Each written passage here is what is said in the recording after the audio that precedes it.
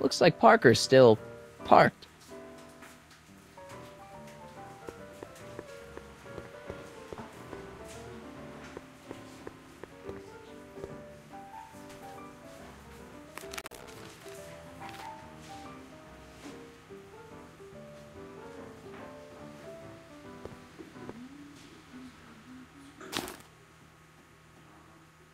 Come to me, my melancholy baby. Cuddle up and don't be blue. All your fears are foolish fancy, maybe. You know, dear, that I'm in love with you. Every cloud must have a silver lining. Danny. You! So about those troubles. It all started on June 14th. I was chasing down one of Tannen's boys when this car, straight out of Buck Rogers, popped up out of nowhere and ran my car off the road. No. Then later, I lost track of a witness. The poor schlub hasn't been heard from since. That wasn't your fault. And then, to top it off, I somehow managed to lose custody of an 80-year-old arsonist. And not one, but two of those godforsaken space cars showed up and whisked him away. That's unbelievable. That's what the chief said. Demoted me on the spot. My family sent me to a psychiatrist because they thought I was seeing things. And worst of all, my gal Betty left me because she thinks I'm a bad provider and a head case. Betty, as in Jennifer's grandma Betty? What? Listen, Danny, it's really important that you get back together with Betty. Ah, that ship sailed. What the heck with her? I got a little secret that'll set me up with women twice as classy as Betty'll ever be. See you later, Danny. I'll be here.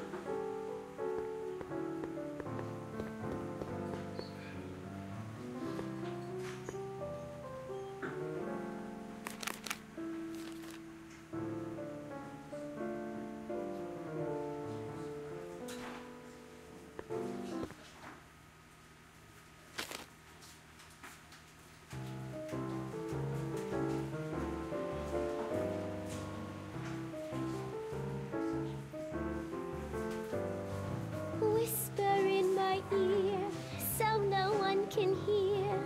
Secrets are for sharing love, they're not meant for blaring love. Whisper in my ear, so no one can hear. Shh. Whisper in my ear, let me read you soft and clear. Don't make it fortissimo. Danny. You.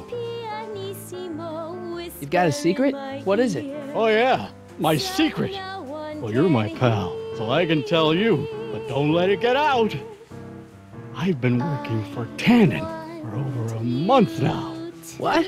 It's true. All I gotta do is look the other way while evidence is getting destroyed or a truck full of gin is coming across the county line, and Tannen makes sure an extra bunch of bills makes their way into my pay envelope. Great deal, huh? There's nobody near, more with the caressables, lesser with the Yeah, if you're a rat. What's the problem? People need to drink, right?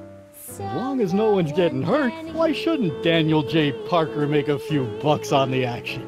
Just whisper, whisper, whisper. But people are getting hurt. Kid's a killer. Ah, that's just rumors and circumnavigational evidence. Although, that wall of fame is pretty spooky. Oh God, I've made a horrible mistake. I thought if I could get my hands on some money, that Betty'd take me back. But when she finds out what I'd done, she'll never even talk to me again. What have I done?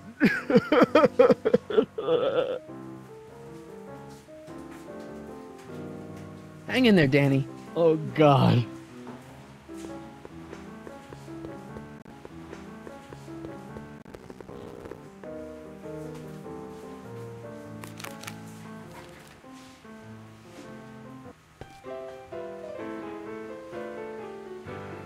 You should care. You should care what people think of you. She's right. I can turn my life around. Sure you can.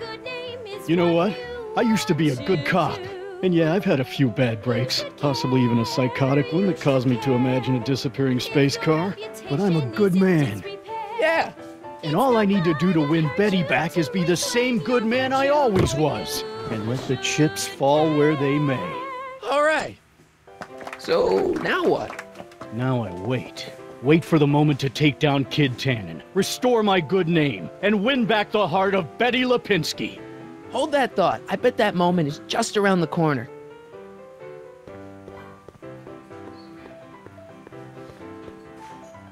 Excuse me, are you Trixie Trotter? That's what it says on my dressing room door. At least, it would if I had a dressing room. What's a nice gal like you doing with a guy like Tannen? Oh, Kid ain't so bad. He just takes some... Hey, Toots, any chance you could sing that can-can number? The guys really love the way it shows off your, assets. Whatever you say, kid. And quit lazing around. I ain't paying you to yak with the drunks. You ain't paying me at all, you bum. What were we talking about again? You were telling me what a great guy Kid is. Yeah, I guess he is a pretty crummy boyfriend. But until my insurance policy checks out, I guess I'm stuck with him. Insurance? Yeah. Look, I may not be the brightest bulb in the marquee, but even I know you don't break up with a creep like Kid without something to keep him from going all crazy on you. What's this insurance policy all about? Are you kidding? There's only one person I trust with my secrets. But I ain't seen him in weeks. You don't mean... Artie McFly. Artie McFly. You know him? Not as well as I thought. Before he took a powder, Artie was tutoring me in all sorts of stuff. Etiquette, philosophy, accounting. He's a regular Renaissance man.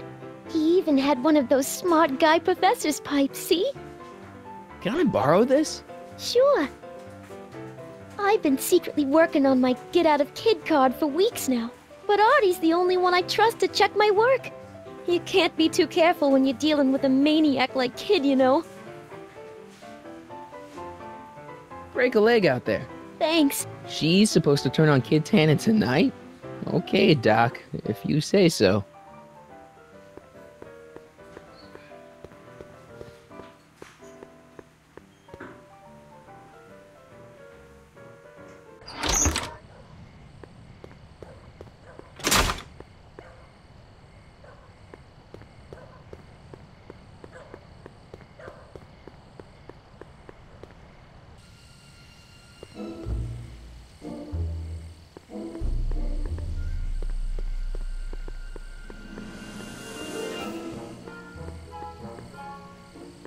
Mike, you're just in time.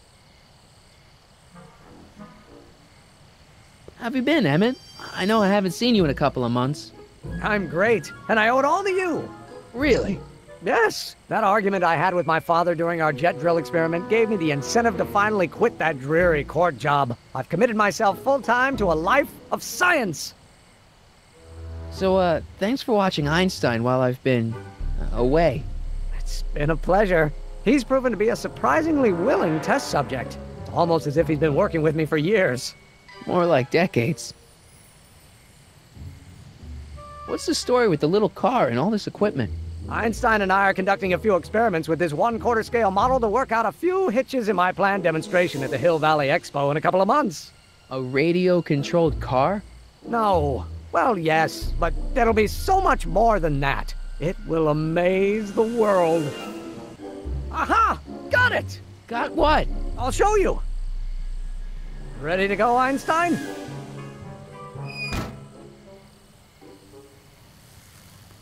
Watch this!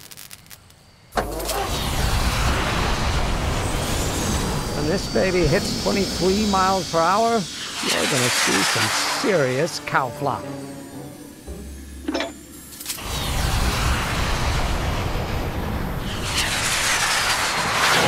Einstein! No! Get him out of there! Not to worry. I've got a fail-safe eject mechanism around here someplace. See? Nothing to worry about. Nothing.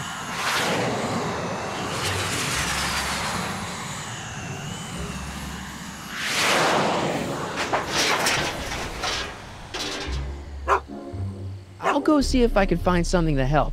Or someone.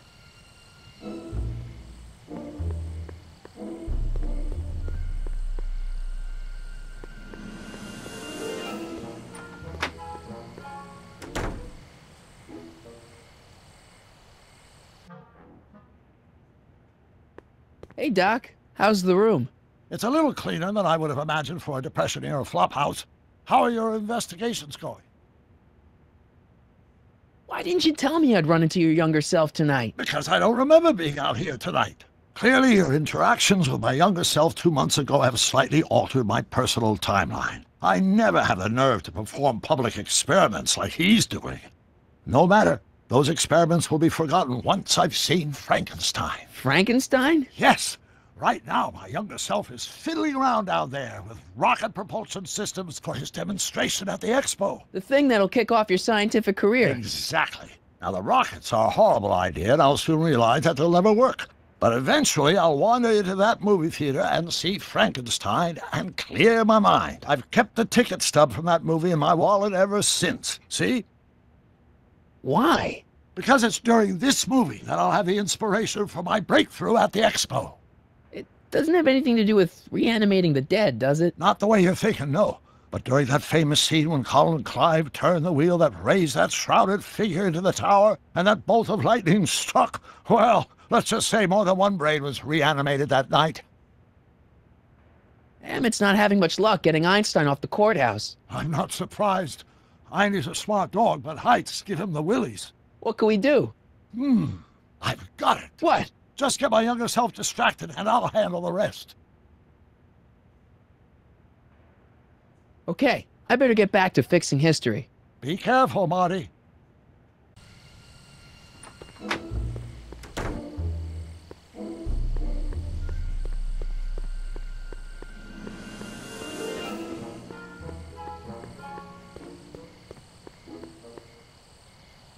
Edna! What?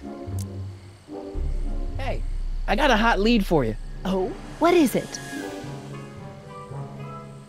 Young scientist strands dog on courthouse roof. What? Look over there. Oh, for goodness sake. Mr. Brown! Please, Miss Strickland, not now. Can't you see I've got a rather delicate situation on my hands at the moment? My trial run... Trial run? Public hazard, I call it. And I'm sure my editor will agree. This scientific enterprise of yours represents a clear and present danger to public You safety. know what represents a clear and present danger to public safety? Your singing voice. There's no need to get personal, Mr. Brown. Believe me, I have no intention of getting personal with you. I'm relieved to hear it. Flying cars, of all the ridiculous juvenile You mock me, notions. but just imagine. A world in which traffic jams and car crashes are a thing of the past. I might be more inclined to listen to you if your maiden voyage hadn't ended in a crash on one roof and a stranded dog on another. I'm working on getting him down. Einie, how'd you get down? Clever dog. Well, fortune favors you tonight, but I warn you to be more careful in the future. Now, how to get that rocket car back down?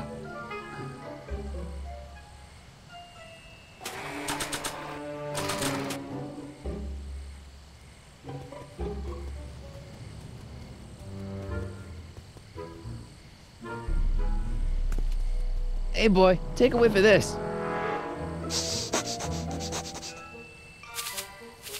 Gotta love that nose.